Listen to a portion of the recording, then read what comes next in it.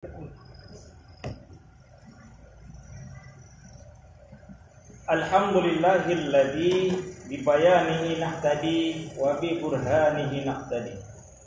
Nahmadullaha wa nashkuru ala kulli zahiri wal khafi. Asyhadu an la ilaha illallah wahdahu la syarika lah wa asyhadu anna Muhammadan abduhu rasuluh. Allahumma shalli wa sallim ala nabiyil karim wa ala alihi wa sahabatihi ajma'in, amma ba'd. Fa ya ibadallah, usikum wa iyaya nafsi bittaqwallah faqad badal muttaqun. Qala ta'ala fil kitabil aziz, a'udzu billahi minasyaitonir rajim.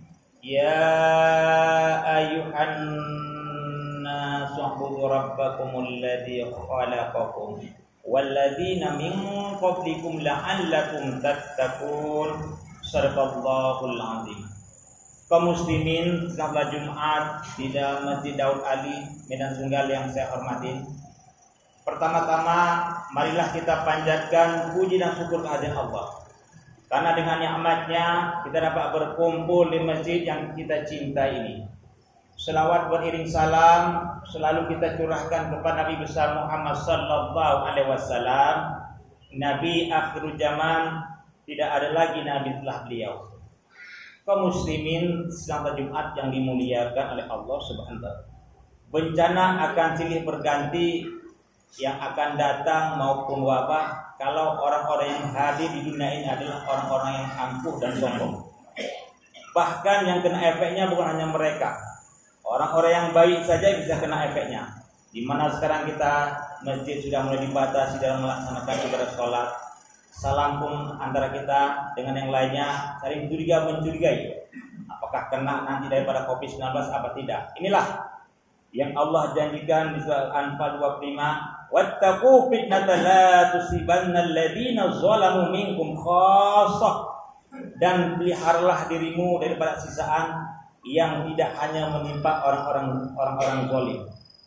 Kaum muslimin salat Jumat yang dimuliakan oleh Allah Subhanahu wa taala. Salah satu yang membuat manusia sombong dan angkuh, kata Rasulullah, adalah bertambahnya daripada pangkat dan jabatan. Mari, lalu siapa saja kita lihat orang-orang yang sombong di dunia ini yang pernah hadir mewarnai daripada kesombongannya mereka. Bahkan saking mereka sombong dan angkuh dengan jabatannya, bahkan mereka mempelak-lemirkan dirinya sebagai Tuhan. Nauzubillah min dzalik. Kaum muslimin salat Jumat yang dimuliakan oleh Allah Subhanahu wa taala.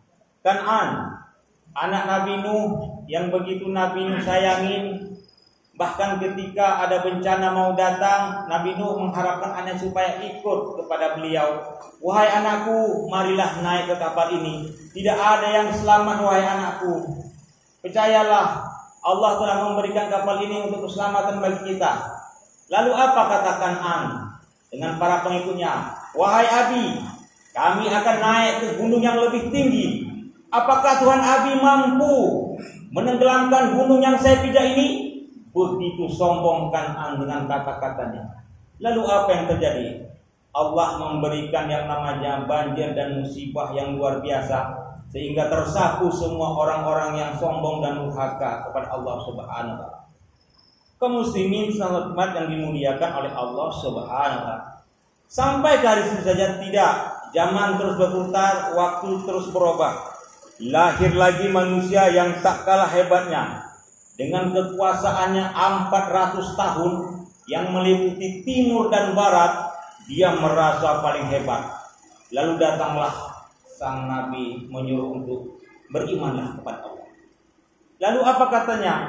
Arabul ghairi, adakah Tuhan yang lebih hebat di dunia ini selain Tuhan aku? Masya Allah, luar biasa. Rupanya jabatan bisa membuat orang mengaku sebagai Tuhan. Muslimin salat Jumat yang dimuliakan oleh Allah Subhanahu wa taala. Begitu angkuhnya Allah memberikan ajab. Apa yang Allah berikan ajab? Allah mengutuskan seekor nyamuk yang kecil. Nyamuk itu masuk ke rongga daripada hidungnya, ke batangnya, lalu menggigit daripada otak daripada di dalam dagingnya. Dan dia pun kesakitan, meronta-ronta. Diambilnya batu, dilemparkannya kepalanya, dipecahkannya batu, dipukulkan lagi kepalanya, sehingga para pengikutnya mengira dia betul-betul sudah gila. Siapakah itu? Dialah Namrud, sang penguasa yang 400 tahun berkuasa sehingga memproklamirkan dirinya menjadi Tuhan. Kenapa Allah tidak menimpah dengan batu, dengan bencana lain? Hanya dengan seekor nyamuk saja Allah mampu membinasakan orang-orang yang mengaku Tuhan.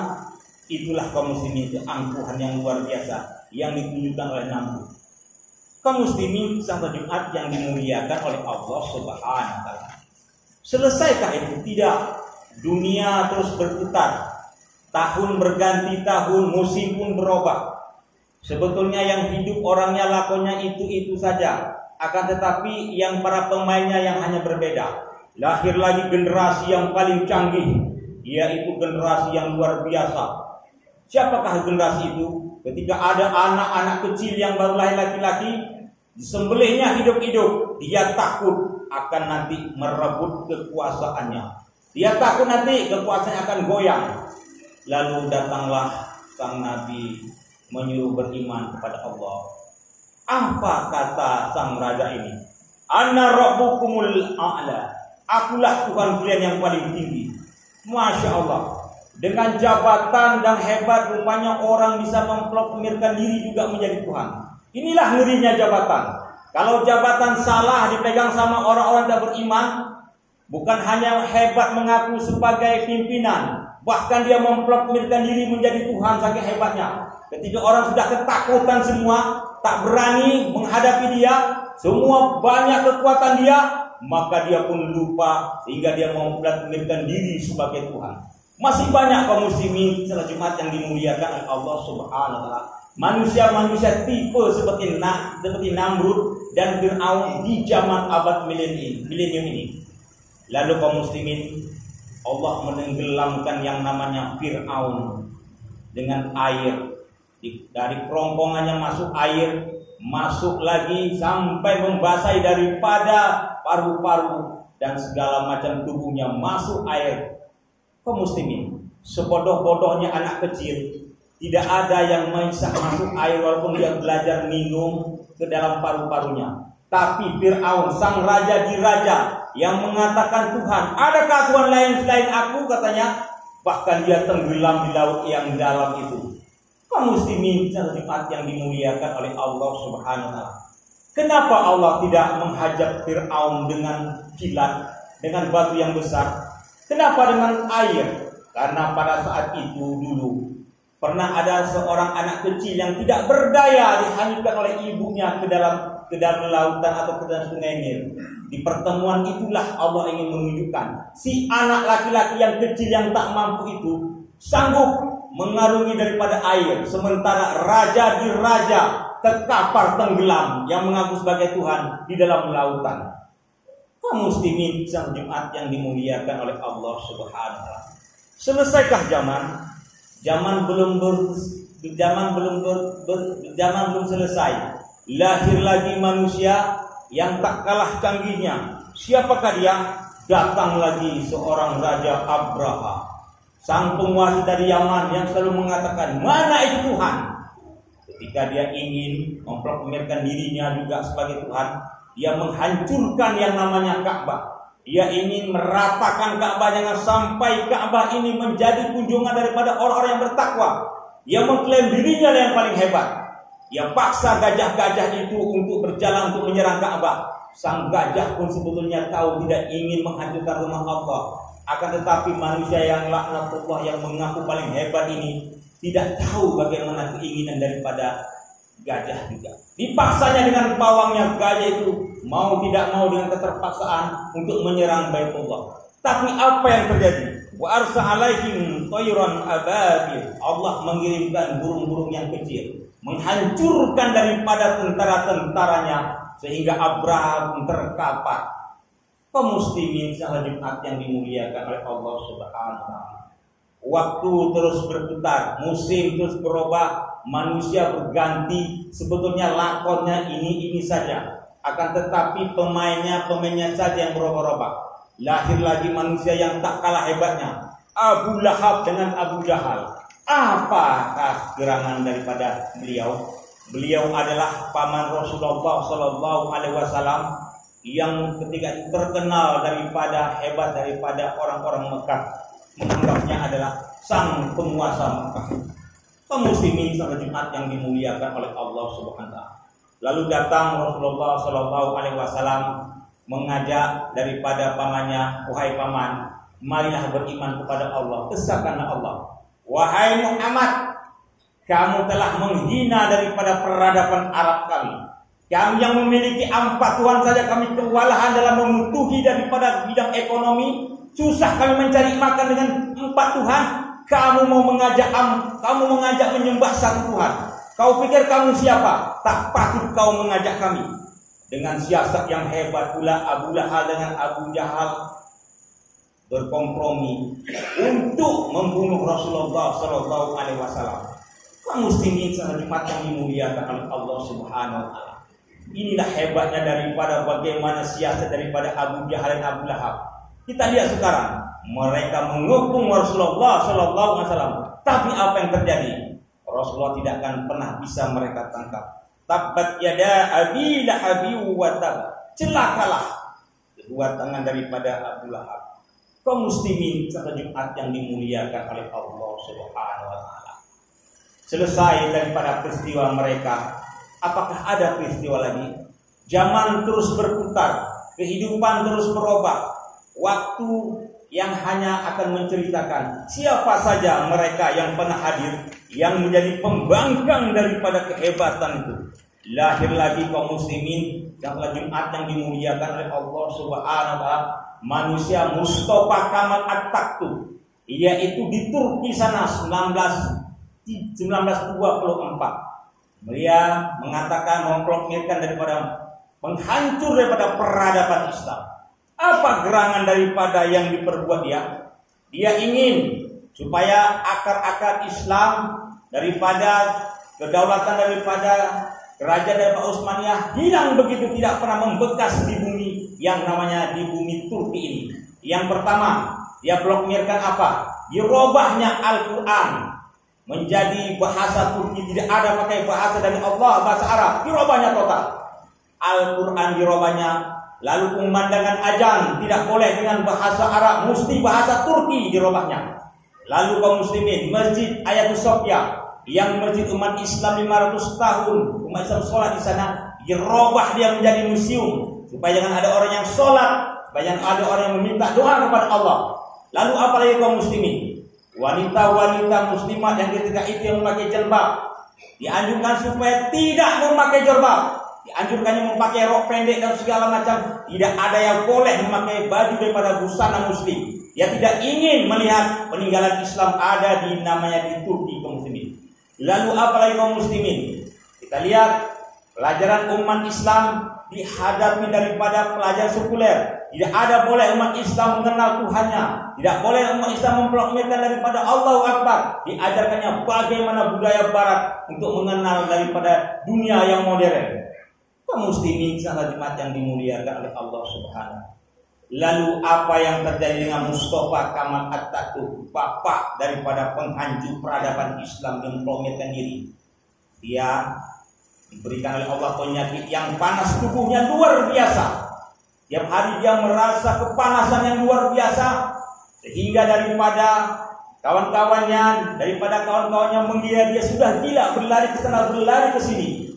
Dia telah menzalimi Allah, dia telah mendustai ayat-ayat Allah. Dia merasa hebat, akan tetapi dia terpuruk pada kenistaan yang luar biasa Allah buat.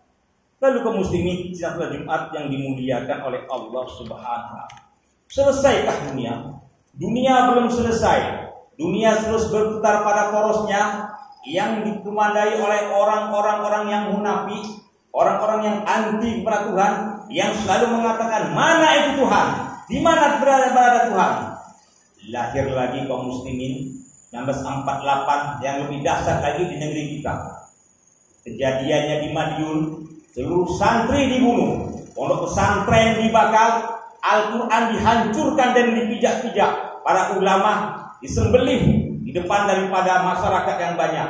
Siapakah mereka itu? yang berani memblokirkan daripada negara Soviet, negara yang anti Tuhan. Mana Tuhan itu? Itulah kata-kata yang dapat dikatakan daripada saudara Musa laknatullah yang memblokirkan diri menjadi negara anti Tuhan 1948 di Madiun. Kaum muslimin, anak-anak mudaku, jangan pernah lupa sejarah ini. Apakah Musa selesai? Musa memang telah diadakan. Musa telah menerima ajar dari Allah Subhanahu wa taala. Akan tetapi ajar-ajarannya pelan-pelan, akan tetapi pasti. Ketika pemilu 1955, berapa terkejutnya kita, Partai PKI, Partai Komunis Indonesia, memperoleh nomor 4 paling besar di Indonesia. Padahal mereka sudah dihancurkan habis-habisan. Akan tetapi mereka tumbuh lagi, yaitu setelah partai daripada Masyumi, pimpinan daripada Hamka, PNI, Soekarno, Partai Nahdlatul Ulama, hanya kalah tipis saja mereka dari tiga partai-partai yang besar itu, yaitu Partai PKI masuk nomor 4 yang paling besar di Indonesia. Kaum muslimin sama Jumat yang dimuliakan oleh Allah Subhanahu wa taala. Begitu cepat kita bangsa Indonesia melupakan sejarah. Pelan tapi pasti. Tahun 1960 mereka masuk di kabinet, mereka membisik kepada Soekarno untuk membubarkan Partai Masyumi yang anti NKRI kata mereka, yang anti Pancasila. Karena menurut mereka lah yang Pancasilais, yang memproklamasikan diri menjadi negara PKI proklamasi. Mereka lah yang betul-betul menjalankan daripada Pancasila ini. Bahkan Soekarno terbujuk dengan rayuan mereka. Pada tahun 1960 Hamka ditangkap dan Partai Masyumi, Partai Umat Islam dibubarkan dan tidak ada boleh lagi menggerakkan politik apapun. Lalu kaum muslimin pelan tapi pasti Partai PKI membuat NASKOM, Nasional Komunis, Nasional Agama dan Komunis. Mereka menggabungkan Partai PNI pimpinan Soekarno, NU, lalu Partai PKI. Mereka ingin mengatur negara. Mereka ingin bahwasanya tidak ada boleh lagi orang suka hati membicarakan Pancasila. Kalau Pancasila harus berdasarkan dengan PKI. Lalu kaum muslimin, apa yang terjadi? Pelan tapi pasti. Kita lihat lahir lagi manusia yang tidak kalah hebatnya. Mereka tahun 1965 memproklamasikan negeri anti Tuhan. Mana itu Tuhan? Oh, Tuhan adalah omong kosong, yaitu DNID. Kita lihat di mana perkebunan di Sumatera Utara, kesenian-kesenian Lodro, mereka tampilkan Tuhan telah mati. Tuhan hanyalah omong kosong. Itu adalah kata-kata daripada PKI 1965. Di seluruh perkebunan Sumatera Utara ada wayang mereka. Lalu apa yang terjadi kaum muslimin? Alhamdulillah lah, kita berhasil menumpas daripada mereka. Inilah peristiwa yang paling kejam. Kita kaum muslimin salat Jumat yang dimuliakan oleh Allah Subhanahu wa taala, terlalu gampang kita melupakan sejarah. Terlalu pendek kita melupakan siapa mereka PKI itu. Dan kini mereka hadir kembali mencoba-coba merumus daripada merubah tatanan negara. Lalu kaum muslimin, apakah selesai? Bukan. Waktu terus berjalan. Datang lagi seorang penguasa yang paling besar daripada negara yang paling hebat. Kami adalah negara yang paling hebat. Kami mampu mendeteksi daripada gempa, bagaimanapun kekuatan gempa. Lalu apa yang terjadi? Allah berikan gempa sedikit, negara itu pun hancur berantakan. Selesaikah zaman? Tidak. Zaman terus berputar, walaupun orangnya berganti, akan tetapi lakonnya itu juga. Datang lagi suatu negara. Kami adalah negara superpower yang paling hebat. Kami mampu menandingi semua senjata di dunia ini. Tidak ada yang bisa mengalahkan kekuatan daripada kami. Allah beri angin tornado hanya beberapa detik. Hancur berantakanlah negara itu dalam sekejap saja kalau Allah mau. Selesaikah? Tidak. Datang lagi, kami adalah daripada negara yang paling besar di dunia. Jumlah kami adalah 1.400.000.000. Kami penduduk yang paling besar. Apa yang kami inginkan kami tahu. Mana itu Tuhan? Omong kosong itu Tuhan. Bahkan mereka, kata-kata mereka sama semua seperti kata-kata Fir'aun, kata-kata Namrud, kata-kata Musa, kata-kata Aidid yang anti Tuhan. Lalu Allah memutuskan satu makhluk yang paling kecil, yaitu corona di Wuhan. Sampai sekarang kewalahan semua menghadapi daripada wabah yang luar biasa ini. Asal muasal dari situ. kaum muslimin pada Jumat yang dimuliakan oleh Allah Subhanahu wa taala. Dapatlah kita ambil kesimpulan daripada khutbah ini, mari kaum muslimin. Wabah yang begitu dahsyat melanda dunia ini bukan hanya yang dikenakan daripada orang-orang yang alim, yang rajin ke masjid, yang hebat ibadahnya, akan tetapi daripada orang-orang yang anti Tuhan, orang-orang yang sombong, orang-orang yang merasa angkuh dengan jabatan. Allah menghajatkan. Lalu kaum muslimin, bagaimana kita? Mari kaum muslimin, kita jangan pernah lupa, kita jangan pernah lalai. Mari kita berikan nasihat kepada mereka, karena misi daripada Rasulullah SAW adalah innama bu'itu li'utami makarimal akhlak. Allah mengutus aku untuk memperbaiki akhlak. Mari dengan dakwah Islam yang santun, dengan Islam yang modern yang mantap, dengan kita bertawakal kepada Allah dan Rasulnya, kita beri kesejukan, kita sebarkan Islam yang rahmatan lil alamin. Mudah-mudahan Islam mampu menjadi agama yang dicintai oleh Allah dan Rasulnya di mana saja pun berada. Barakallahu li wa lakum bima fihi min ayati dzikil hakim.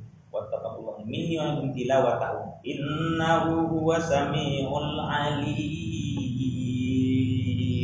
Allahumma shalli